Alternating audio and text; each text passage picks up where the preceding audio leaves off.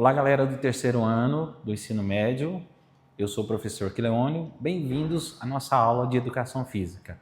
O conteúdo estudado de hoje vai ser sobre a ginástica, tá? Então, dentro da ginástica, nós vamos ver as relações entre atividade física, exercício físico, sedentarismo, síndrome metabólica e os transtornos alimentares. O objetivo dessa aula vai ser compreender e analisar processos de produção e circulação de discursos nas diferentes linguagens, para fazer escolhas fundamentais em função de interesses pessoais e coletivos. O conteúdo trabalhado será relação entre atividade física, exercício físico e sedentarismo, síndrome metabólica e transtorno alimentar. Estudos apontam que mais de 70 milhões de pessoas no mundo possuem esse problema, que são os transtornos alimentares. Então, será que na sua cidade, no seu bairro, ou até mesmo na escola, possui algum tipo de problema relacionado a isso? Então, nós temos uma problematização.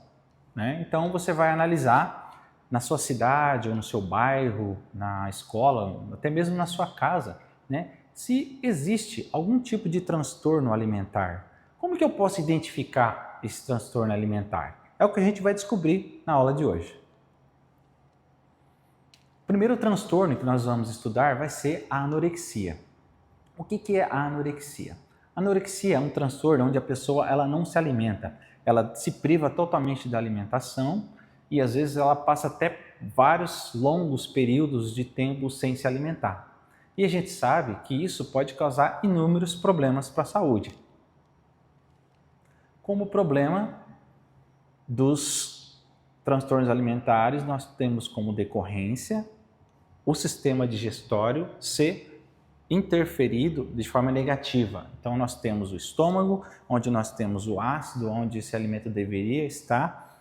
Quando não tem um alimento, esse ácido ele acaba prejudicando a mucosa do estômago e trazendo vários problemas para a saúde, como, por exemplo, algum tipo de úlcera, algum tipo até mesmo de câncer no estômago. Então, voltando aqui no nosso aparelho digestório, quando a gente não faz a ingestão dos alimentos também, nós acabamos prejudicando os outros órgãos. Prejudica o fígado, o pâncreas, que são órgãos que são produtores de enzimas, de proteínas, e a vesícula também, que armazena a gordura. Nós temos o intestino, que faz a absorção desses alimentos. Então, quando a gente faz uma má alimentação ou a gente se priva dos alimentos, a gente acaba prejudicando de forma global o sistema digestório. Como que eu posso identificar? Como que eu posso identificar alguns sinais de anorexia nervosa? Então, as pessoas mais próximas são as que detectam primeiro. Então, aquele que sofre com o transtorno, ele não consegue identificar esse tipo de hábito. Então, os hábitos compulsivos eu tenho que observar. A dieta dessa pessoa está muito restritiva, ela está muito seletiva. A contagem calórica, ela faz muita contagem calórica dos alimentos, tem que ser exatamente naquela quantidade de calorias. Ela vive com fita métrica, ela vive com a balança, se pesa a todo momento, fica se medindo, ela tem essa obsessão, essa preocupação com relação a isso.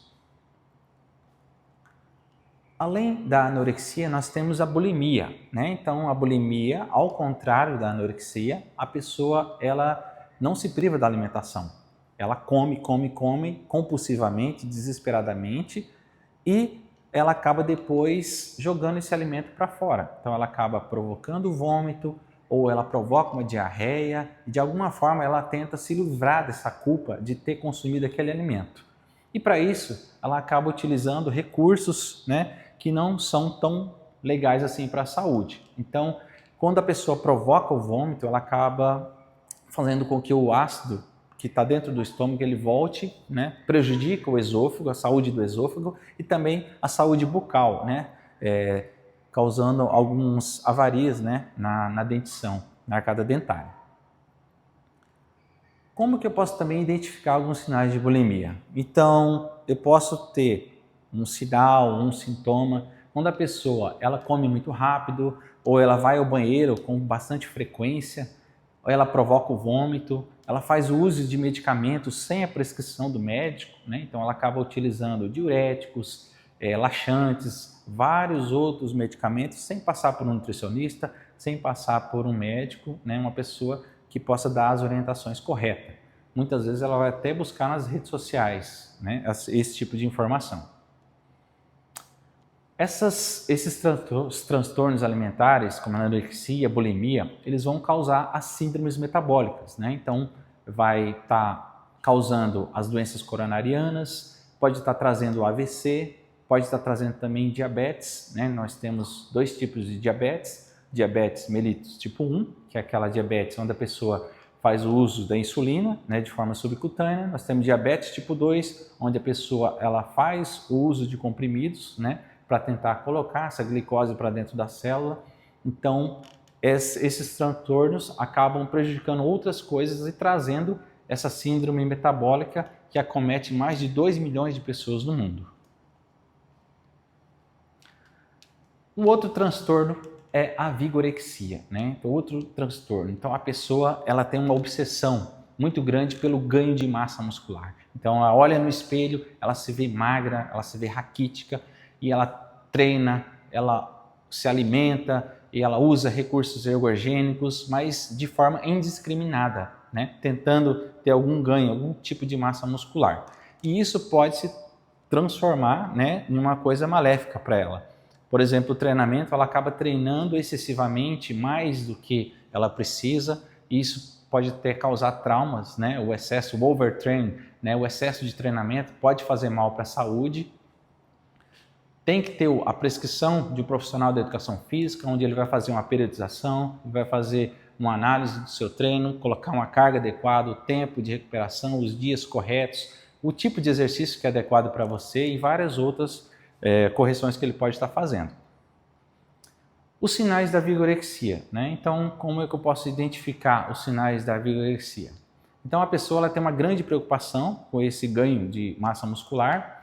Ela acaba fazendo uso de anabolizantes, né, recursos ergogênicos. A gente tem produtos, né, que são para diabetes, mas eles usam também para estar auxiliando no ganho de massa muscular. Tudo isso sem prescrição médica, né? Muitas vezes busca nas redes sociais, busca nas redes, na internet, pessoas que não têm qualificação, que não têm formação para fazer esse tipo de prescrição e acaba prejudicando a própria saúde, né? Então essas pessoas elas têm uma obsessão muito grande, né, pelo que vai comer, pelo horário, né? Então ela escolhe milimetricamente ali o tipo de carboidrato que ela vai usar, se vai usar o carboidrato simples, vai usar o carboidrato composto, complexo, o tipo de proteína, se é uma proteína de alto valor biológico, de baixo valor biológico.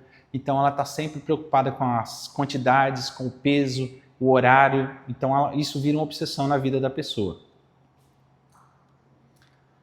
E aí, como que eu posso identificar esses transtornos alimentares? Então chegou a hora do nosso debate. Então nós vamos aqui formar grupos, né? Nós vamos formar 3 grupos. Cada grupo vai ficar responsável por um transtorno alimentar, um grupo vai ficar responsável pela anorexia, um vai ficar responsável pela bulimia e o outro vai ficar responsável pela vigorexia.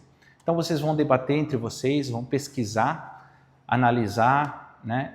E aí vocês vão trazer toda essa pesquisa aqui para a nossa sala e apresentar para os demais colegas, tá bom? E eu vou estar auxiliando vocês, né, na elaboração desse trabalho. Então, o que a gente tem que observar? Por exemplo, a rotina dessa pessoa, ela está alterada? Ela não convive mais com os amigos, não convive mais com os grupos que ela convivia, se afastou dos amigos, se afastou da família. Os hábitos alimentares da pessoa estão diferentes? Mudaram? Você percebeu? Ela está com uma seletividade alimentar, não está comendo qualquer coisa ou está comendo demais alguma coisa? Ela desconta toda a sua frustração na comida ou no treino, né? Muitos sedentários, ela pode passar dos limites do treino, como a gente já viu. Então ela treina demais, ela come demais ou de menos, faz uma seleção alimentar. Então esse debate, ele propõe uma forma de ajudar. Então nós temos que falar sobre o assunto. Nós temos que descobrir, muitas vezes, que existem programas sociais que podem auxiliar, podem ajudar essas pessoas.